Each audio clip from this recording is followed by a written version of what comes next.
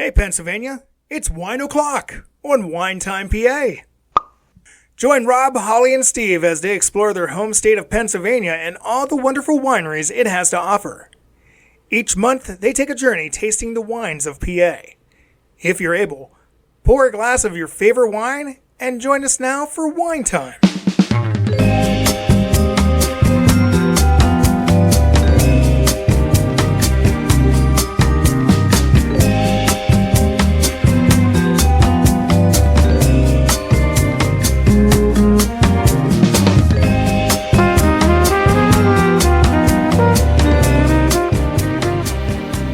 Welcome again to Wine Time PA.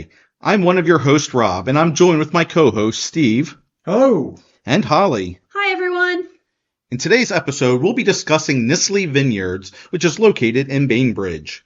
We will be talking about our visit and the wines we sampled and enjoyed. We visited in April 2024, so any information we share today is from when we visited and subject to change. It is also from our personal experience and may differ from others. Note, this was all of our first time visiting the main winery, though Steve and Holly have had some experience with their wines before.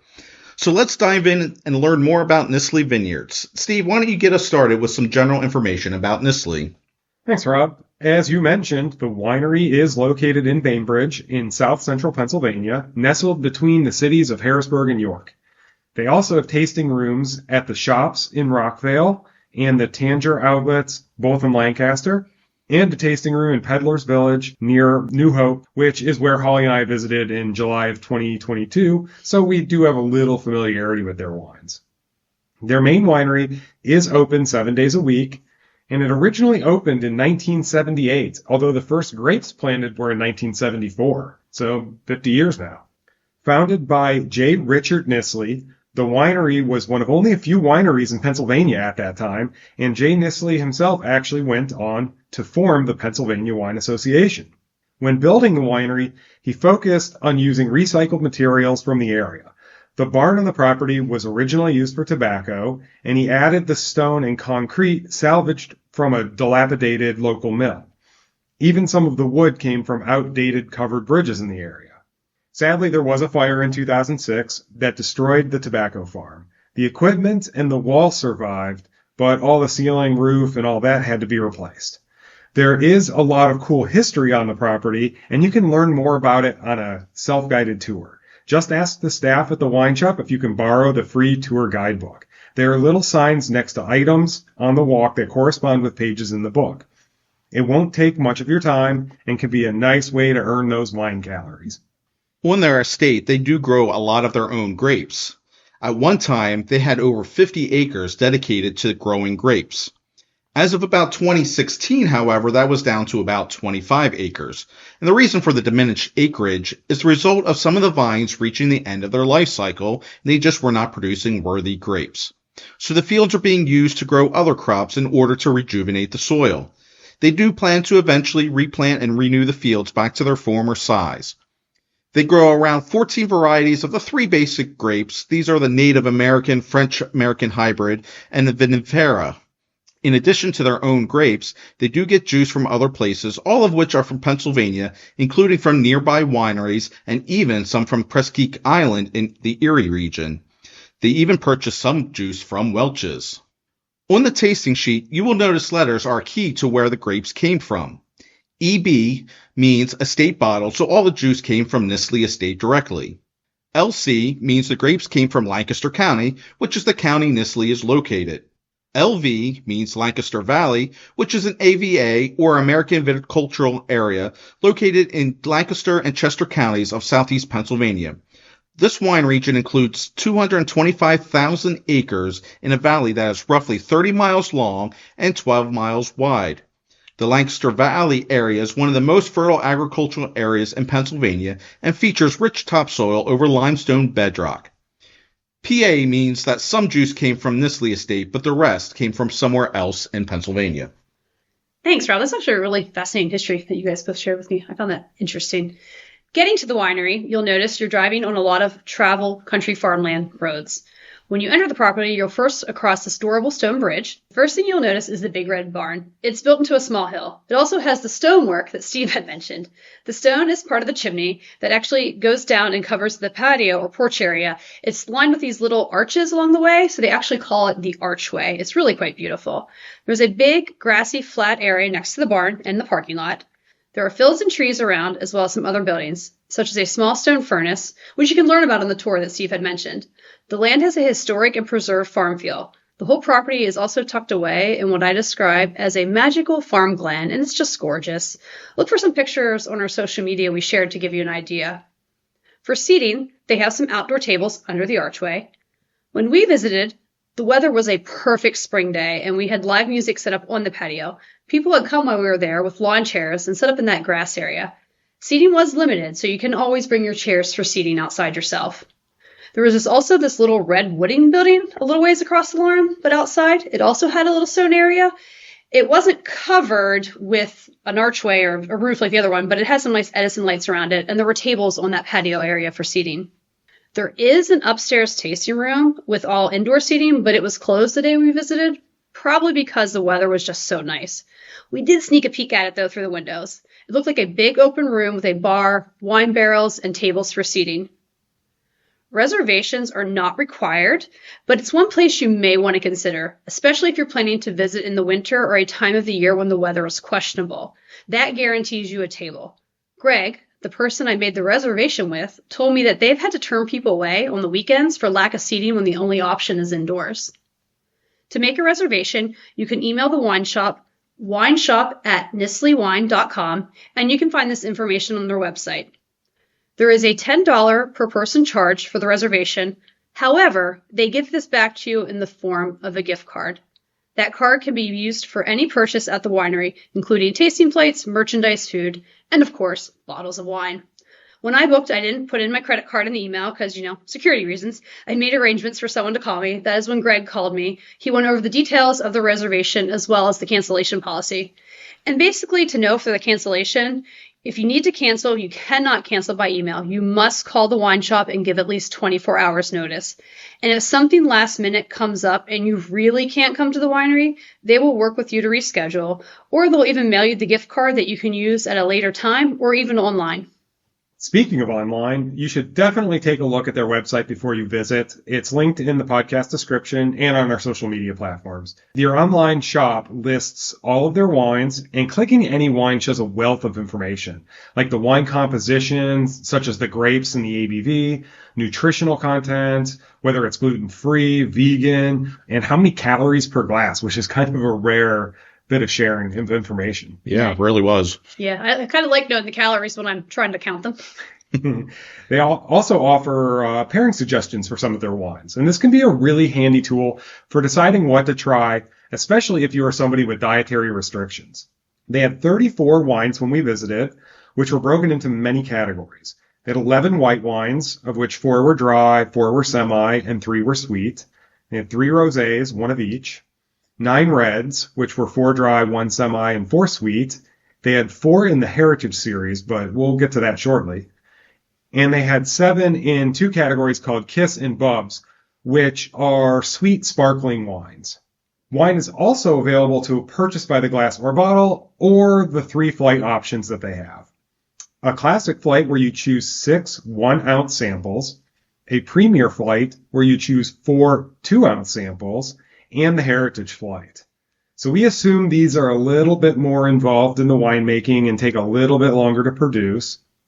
This flight consists of 4 dry wines, a Chardonnay, a Cab Franc, a Chambourcin, and a red blend named Keystone. You can only try these 4 on that specific flight, though. This is the most expensive flight, but you do get 2-ounce samples. The Heritage flight is also only available at the winery itself and the Tanger outlet location. There were 2 wines that were temporarily sold out during our visit, the Spiced Apple, which is a sweet white, and the SIP, which was a sweet red described to be similar to a ruby port. So we obviously couldn't try them. So now let's talk about other food and snack drinks that you can purchase while at the winery. They do have some sparkling drinks sold in can and are priced at either $4 or $6. The Heritage series of wines are the most expensive and range from $30 to $48 a bottle.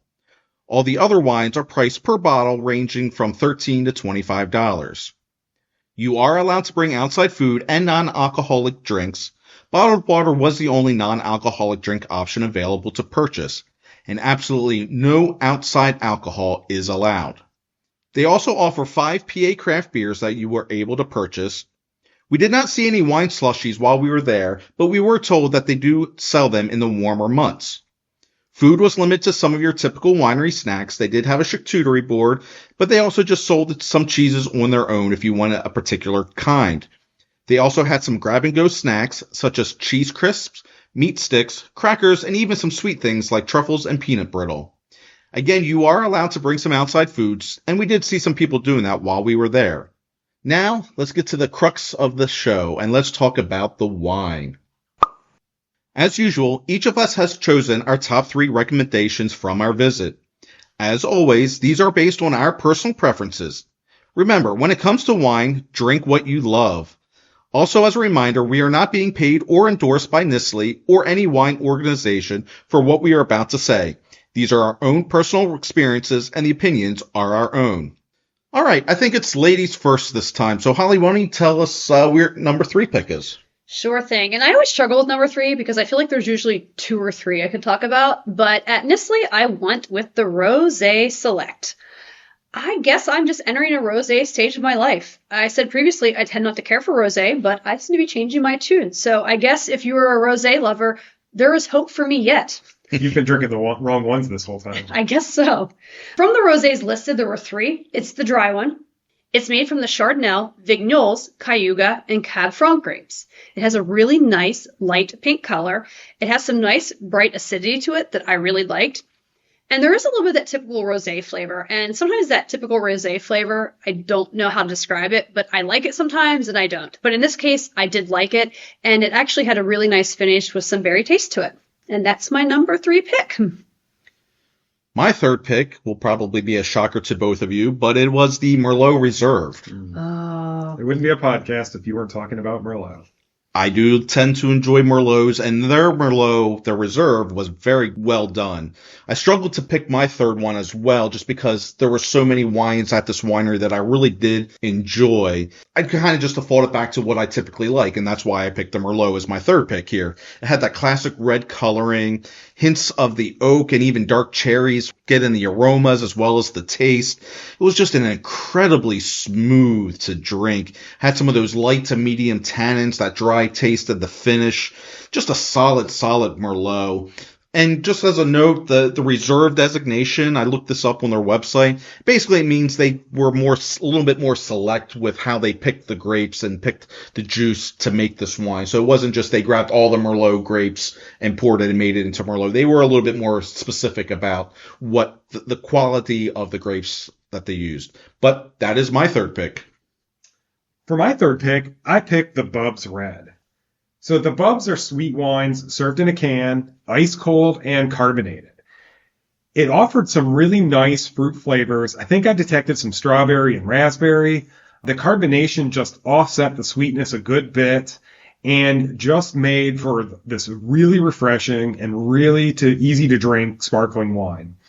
I enjoyed that it was something a bit different also. And I bet people that aren't wine fans, if such a thing even exists, would really kind of enjoy this as well. So take a shot and try some of the Bubs and see what you like.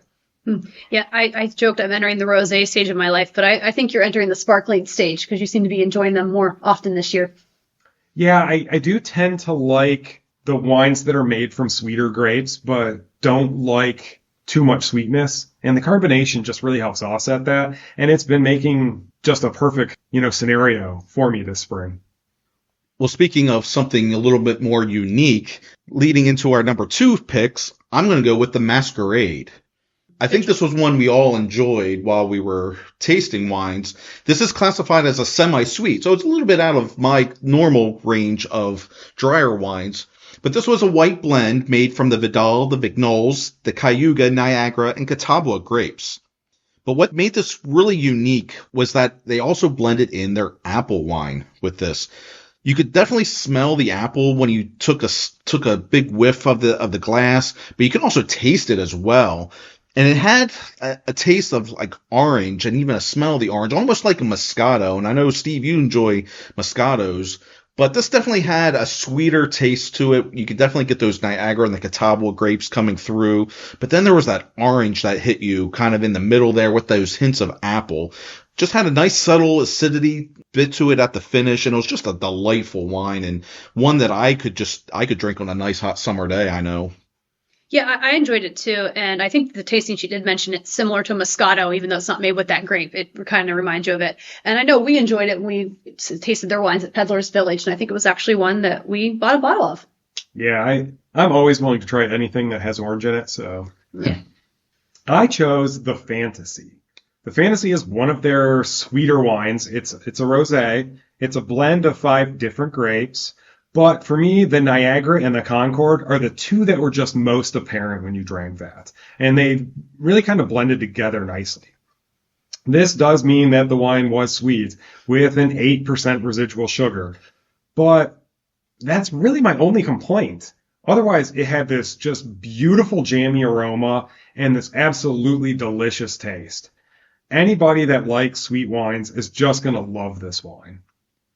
You know, this wine almost made my list. And again, I'm not a sweet fan, but... No, you never pick sweet. No, I rarely pick sweet wines, but this is a sweet wine that I could drink a lot of. It was just very delicious to drink, and I concur with this pick. Yeah, delicious is the right word. It's just so nice and wonderful. I don't even care that it's a little sweeter. I just, because his name is Fantasy, it makes me want to sing Mariah Carey. But I won't, because I'll probably scare away our listeners if I start trying to belt out music. Anyway, I'm going to round out the number 2 picks here. And my number 2 is Pinot Grigio. Really?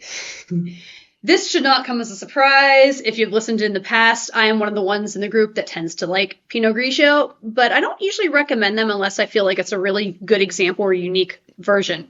This one was very crisp on the palate and refreshing. It had great acidity. There were some nice fruit notes and honeysuckle and melon that added to the refreshing flavor. It fit beautifully in the early spring day setting we were at our tasting. I think this would be one you could easily pair with a variety of dishes such as fish and pasta. Pinot Grigio tends to pair well with any dish you may squeeze a lemon wedge over. Personally, I'm not one to worry about pairings. I just drink what I'm in the mood for, but I do remember learning that about Pinot Grigio, so I thought I'd kind of share that little tidbit for people out there that are into wine pairings. Yeah, that's an interesting comment, Holly. I didn't even think about that. Yeah. Yeah, I enjoyed their Pinot as well. I gave it pretty high marks. My only complaint was that it was a little too acidic, but I like that. Yeah, that plays right into your face. So yeah, I like the acidity in it. What was your number 1 pick? Since we're moving on to number 1s, right? Yep. So Naughty Marietta. Ooh, good pick.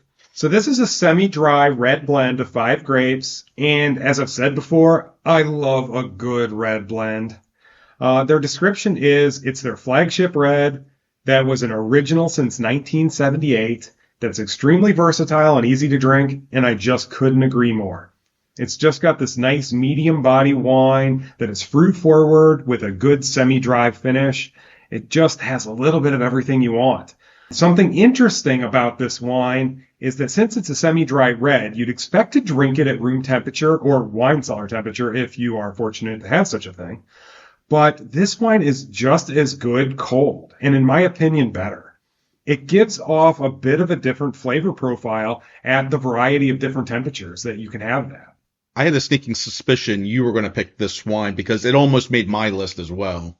Yeah, I enjoyed it too. I actually kind of preferred it at the room temperature as opposed to the chilled like you did, but it was still good wine. I was also impressed that it's their flagship wine. It's been around since like 45 years, and I think that says a lot about a wine when they continue making the same variety for that long. All right, my number 1 pick is the Heritage Series Chardonnay. Please note on their tasting sheet there are 2 Chardonnays. One of them is the Reserve on the white wine list. The one I'm picking is the one under the Heritage Series. Of course, it's the more expensive one. You are a right column kind of girl. Yeah, well, I just have good taste. Anyway. I know. It says a lot, though, because none of us are super into Chardonnay. I'm not. It's not that it's bad. It's just that for me to actually pick a Chardonnay, it has to really stand out. Because to me, Chardonnay just always tastes the same. And this one really stood out to me. It smelled like a typical Chardonnay with the oak and the butter tones. But for me, when I tasted it, I got some fruit and vanilla. Then I got a hit of that butter and oak that you expect in a Chardonnay. And it finished with some nice apple notes in the end. I think their tasting sheet works well in description. And this is what the tasting sheet says. Caramel, toffee, and vanilla on the nose. Flavors of vanilla and golden apple on the palate.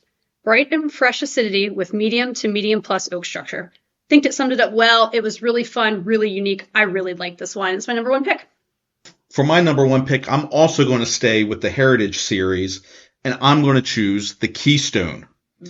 I absolutely loved everything about this wine. It is the dry red blend, and I know we all enjoy good dry red blends. It had that great dark red coloring, and they say it's a blend of their Cabernet Sauvignon, their Cabernet Franc, and their Merlot.